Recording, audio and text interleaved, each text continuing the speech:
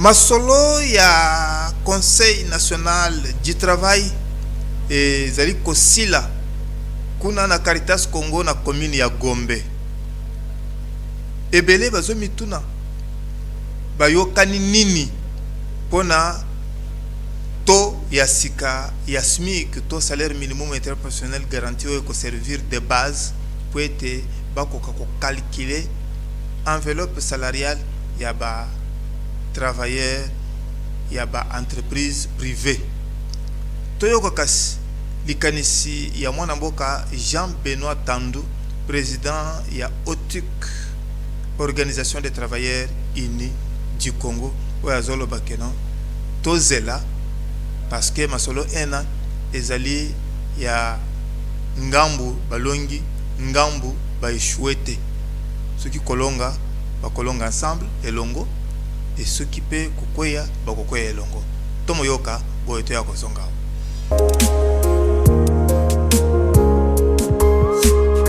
Monsieur Jean-Benoît Tandou, vous êtes président de l'Organisation des travailleurs unis du Congo. Le SMIC ne s'applique pas en janvier 2026 comme prévu. Mais qu'est-ce que vous êtes allé chercher aux assises du Conseil national du travail quand vous savez que vous n'allez pas ramener à la base les 21 500 que la base attend? Bon, merci pour la question, M. François. En principe, je n'allais pas répondre à cette question, d'autant plus que nous sommes déjà dans les travaux. La règle voudrait, lorsqu'on est dans les travaux, on est en dialogue, on ne dévoile pas, on ne fait pas de commentaires ni à la télévision, ni à la radio, ni par d'autres voies. Mais pas le fait que c'est une question de provocation, je me vois dans l'obligation de te répondre. Et je crois que vous êtes au courant que depuis l'année passée que nous avons fixé le SMIC, et il y a quand même des étapes. Et le SMIC, pour rappel, a été fixé à 21 500 francs congolais. Et ces taux-là, ces repères-là, a été signé par un acte, un décret de Madame la Première ministre Soumino. Et cet acte-là a été coulé dans le journal officiel. Ce n'est qu'un rappel. Et nul n'a le droit d'être au-dessus de la loi. Et nous considérons le décret comme une loi, comme une mesure juridique que tout le monde doit obéir. Tout le monde. Et autrefois, je vous ai dit que Madame la Première ministre a été contactée par des employeurs du fait qu'ils étaient dans l'impossibilité d'honorer les 21 500. Et nous, on s'en tient à la loi, nous, on s'en tient au décret. Ça, c'est la position du banc syndical. Mais Madame la Première ministre, étant employeur, il nous a invités, étant autorité politique, il nous a invités autour de la table. Malheureusement, une des parties n'était pas complète. C'est-à-dire que FEC n'était pas avec ANEP, avec MECO et les artisanaux là. Mais nous avons écouté, on a écouté les termes utilisés par Madame la Première ministre. Et elle a été accompagnée, je crois, de 3 ministres. Ministre de la fonction publique et engagée, il y avait de l'économie, il y avait le ministre du portefeuille, oui. Et chacun d'eux a donné un point de vue, et le ministre Mouyaya. Alors, nous avons été catégoriques. En fin de compte, nous avons échangé seuls, travailleurs avec le ministre. Nous lui avons expliqué tout au clair. Oui. Et le président Kiyang avait pris la parole, et moi aussi j'ai pris la parole pour dire au ministre, à la Première ministre, l'acte pour lequel vous nous appelez, c'est votre acte. Voilà. C'est votre acte, c'est vous qui avez signé. Et je ne sais pas pourquoi vous voulez que nous puissions revenir à votre acte. Ça n'a pas de sens. Et nous avons rappelé à Madame la Première ministre, le président de la République, devant le Congrès, il a rappelé qu'il faut mettre les travailleurs dans les bonnes conditions. Ça nous arrange. Ça nous arrange. Bon, nous on ne change pas. Pour nous, les 21 500 pour rien. Vous comprenez? Vous avez été corrompu? Pas du tout.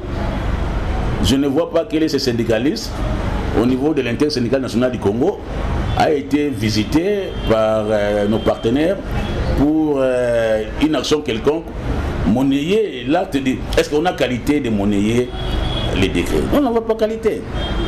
Mais je pense que la première ministre, souciant des employeurs, il a voulu que nous rentrons dans les cadres à travers lesquels les décrets avaient eu le courage d'être signés. C'est-à-dire le conseil. Sur base des résolutions du conseil, des décisions du Conseil national du travail, on a amené chez la première ministre et le ministre du Travail. C'est comme ça qu'on a signé. Bon, rentrons au dialogue. Est-ce qu'il y a un problème? Il n'y a pas un problème. Vous savez, nous sommes dans un monde social où nous devons privilégier les dialogues. C'est dans le cadre de ces dialogues on dit on va rentrer. Monsieur le Président, que répondez-vous à ceux qui pensent que vous êtes allé à ces assises, ne fût-ce que pour les perdus, mais étant donné qu'il n'y sortira pas quelque chose de bon? Bon, quelques perdièmes, quelque chose de ne pas, quelque chose de bien qui va sortir, des volumes. Pour ceux qui pensent que nous sommes allés pour les perdièmes, ils se trompent, ça n'engage que eux. Nous ne sommes pas aussi des malheureux pour se rabaisser au niveau des perdièmes. On n'est pas des malheureux. Alors ceux qui pensent à tort que nous rentrons au niveau du CNT pour les perdièmes, ils trompent. Peut-être ils sont ignorants, ils n'ont pas des informations exactes. Nous sommes rentrés au niveau du Conseil national dans un souci d'un dialogue avec nos partenaires. C'est dans ce souci-là et nous devons rentrer. On ne doit pas fouiller les dialogues. Dire que à l'issue de cette CNT, ça va pondre une souris. J'ai dit non, je ne sais pas. Là, je ne sais pas. Parce qu'il y a des enjeux. C'est un CNT des enjeux. Et lorsqu'on est autour d'une table, les principes, il n'y a pas de gagnant-perdant. Et dans cette dynamique-là, c'est la manière dont la question va être traitée. Les différentes questions vont être traitées, soulevées. Et au consensus qu'on aura à prendre au niveau des CNT, dégagera un souci. Dire que l'échec, je ne peux pas dire d'emblée ici, il y aura des gagnants, il y aura des perdants. Je ne peux pas le dire, je ne me permets pas, parce que nous sommes autour de la table. Et au niveau des négociations, les principes, il faut éviter qu'il y ait des gagnants-perdants. Il faut éviter ça. Mais on est là, on va voir quels seront les résultats après que nous ayons terminé les dialogues. Alors, en attendant les résolutions de cette session du Conseil national du travail, qu'est-ce qui va servir de base pour calculer les salaires des travailleurs pour ce mois de janvier 2026, d'après vous? C'est une question technique. Vous savez que signifie le SMIC. Vous savez que signifie le SMIC. Les calculs doivent se faire conformément aux dispositions légales. On ne change pas. Le SMIC est là. Vous connaissez la définition. 500. Mais qui va discuter avec les décrets? Qui va discuter avec les décrets? Qui va enlever les décrets si ce n'est que la Madame la Première ministre? Par les principes de l'acte contraire. Il n'y a que elle. Il n'y a que elle. Bon, s'il a dit, bon, allez, je me souviens parce qu'il nous a dit, elle a dit ceci. Elle ne peut pas bouger son décret tant que le Conseil n'amène pas d'autres résolutions. Voilà ce que Madame a dit. Donc c'est pour vous dire qu'il est lié par les décrets qu'il a signé elle-même. Il est lié par ça. Alors, maintenant, il ne peut pas changer. Donc c'est comme ça qu'il a dit, vous voulez que je change ma signature, les décrets? Rentrez d'abord au Conseil national du travail et c'est les résultats du Conseil national du travail qui va lui donner l'intelligence, l'attitude et comment il va se comporter. Donc jusqu'à preuve du contraire, nous travailleurs, nous savons que le décret est là et le SMIC c'est à 21 500. Ça c'est nous. Ça c'est nous. Et ça c'est la loi par les décrets de Madame la Première ministre. Donc nous on n'a pas d'inquiétude et d'ailleurs j'ai profité de l'occasion ici pour demander aux employeurs d'avoir une bonne attitude parce que nous ne sommes pas preneurs de ce Conseil national du travail. Nous n'avons pas besoin de ce Conseil national du travail. Si nous y allons parce que Madame la Première ministre nous a demandé, c'est comme ça que nous y allons. Parce que nous sommes en position de force, ça voulait dire. Parce que nous avons notre décret et nous dormons paisiblement. Les 21 500, ça c'est nous. Donc on dort paisiblement parce que écoutez, à moins que le chef de l'État lui-même puisse dire, en vertu de l'acte contraire, c'est-à-dire l'autorité, il dit, moi je mets à côté, mais est-ce qu'il peut le faire? Parce que lui aussi a besoin de la population.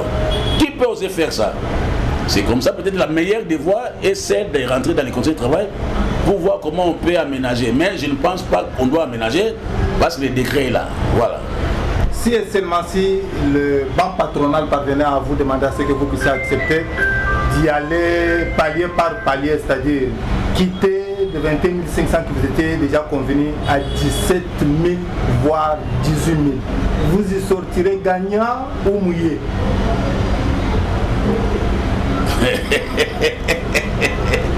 François, mais le décret est là.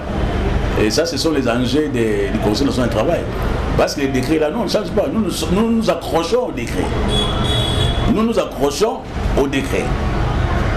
Bon, si les difficultés des employeurs sont vérifiées, en tout cas nous on ne connaît pas parce qu'au niveau des entreprises, nous avons les mécanismes des réunions trimestrielles, semestrielles, où les employeurs expliquent aux syndicats certaines réalités liées aux finances. Si au niveau des entreprises, que les délégations syndicales peuvent aller dans le sens là avec les employeurs, connaissant la réalité de leur maison, ça nous on ne fait pas un commentaire. Mais sinon nous, on s'accroche dans les décrets. Mais n'oubliez pas aussi que le dialogue social, au niveau des entreprises, il y a ce qu'on appelle la sociologie. Et le dialogue, c'est notre leitmotiv. On ne peut pas empêcher le dialogue vis-à-vis des partenaires. Si la délégation syndicale, moi une telle question je dis non, mais si la délégation syndicale, parce que ce sont eux qui vivent la réalité ou les réalités de leur maison, s'ils estiment de négocier avec leurs employeurs dans ce sens-là, tant mieux, parce qu'il faut éviter trop de droits, trop de juridiques dans le monde social, parce qu'il y a des réalités aussi. Terminons, comme l'État ne nous attend pas. À votre niveau du banc syndical, qu'est-ce que vous vous êtes convenu pour les employeurs qui jusque-là sont catégoriques pour ne pas appliquer le SMIC convenu de 21 500? C'est là où il y a mon regret, parce que nous avons été au lancement de ces conseils nationaux du travail et nous avons été surpris, et moi fondamentalement surpris, désagréablement, de l'attitude qu'avait adopté le ministre du Travail, de l'Emploi, jusqu'à ce que d'interdire à l'inspecteur général du travail ou à l'inspection de mener des actions au niveau des entreprises par rapport au contrôle de l'application des SMIC. C'est ça mon regret. C'est la raison pour laquelle on y a placé un autre secrétaire général à la place de l'inspecteur général du travail? C'est possible.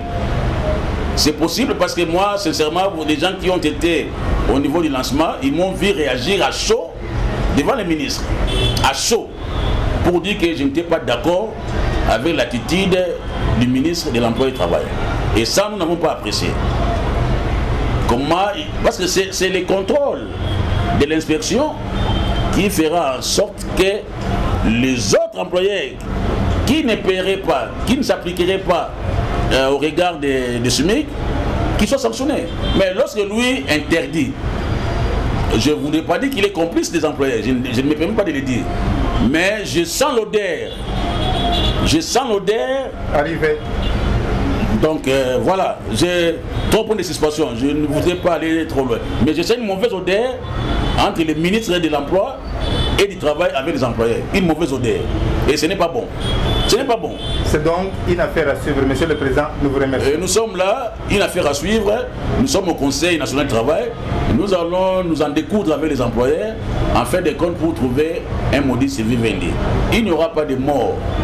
Et dans les dialogues, les principes, c'est gagnant-gagnant ou perdant-perdant. Il n'y a pas gagnant-perdant. Ça, c'est l'esprit du dialogue entre partenaires.